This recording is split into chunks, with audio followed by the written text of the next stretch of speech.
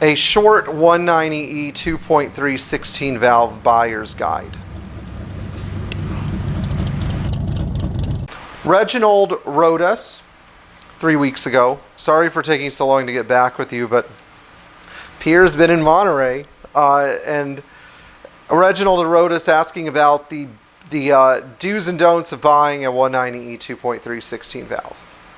16 valves have gotten really expensive lately. They used to be cheap cars, and so when cars are cheap, they tend to get abused and molested, and they tend to fall into the hands of people who really aren't prepared to deal with their issues. So this has been a bigger problem with the 16 valve than it has with the 500E. The 500E has been pampered its whole life, but the 16 valve was seen as a cheap, fast toy. And I would say that the number one thing to watch out for in 16 valves are extreme modifications, or people who have messed around with the body panels, or tried to do their own spin on the 16 valve body kit, because those parts are very hard to find. But if you have a car with basically a solid shell, you can do a lot. Now, the interior on the 190 isn't amazing, but it's durable enough on the 16 valves to where if you have a cracked dash, you can get another dashboard, and if you have some bad interior panels, you can usually either get those used or you can get new ones from Mercedes for reasonable amounts of money. And so the interior and those things isn't awful to deal with, but the main part of the 16 valve would be the rear suspension and the engine. Let's start with the rear suspension. A lot of people remove the SLS system from these cars and put conventional hydraulic shocks in. The hydraulic shocks in those cars, conventional hydraulic shocks, is in ones that don't have a pressurized input from the motor. While this doesn't make it a bad car, personally, I like the way that the SLS works with the 16 valves because I know how to make it work right. And if I were buying one of those cars and it had the SLS taken out, I would make a significant deduction in the car's value to put that system right. Let's move on to the engine and transmission. The engine on the 16 valve is a tough motor. It's essentially 190E 2.3 in the bottom with the lightened flywheel. And in the top, it's a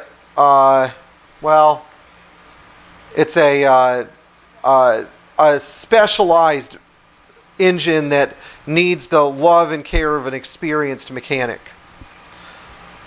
The first thing I check on 16 valves would, of course, be oil consumption, valve wear. You really want to drive those cars, get them up to speed, get them up to temperature, and then take your foot off the clutch and see if they blow a bunch of oil smoke when they're coming off of high speed at high RPMs while they are in fourth gear. So find a hill, go down the hill.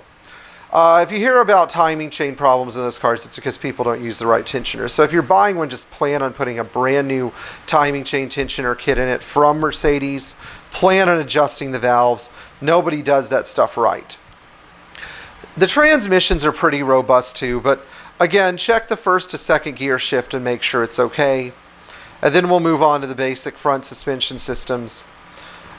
I would say that the suspension systems are the same as a normal 190E, so you're going to be replacing struts and lower ball joints. If somebody has put a bunch of performance equipment on the car, probably doesn't drive as well as it did when it was new, so you're going to have to reverse all that stuff.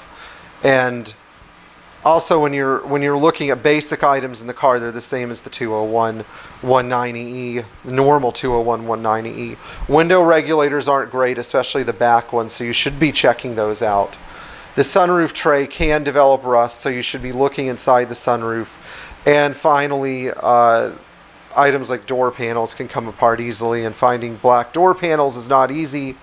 So you're going to also have to look at that issue. But I'd say with the 16 valve, focus more on the cosmetics than the mechanicals.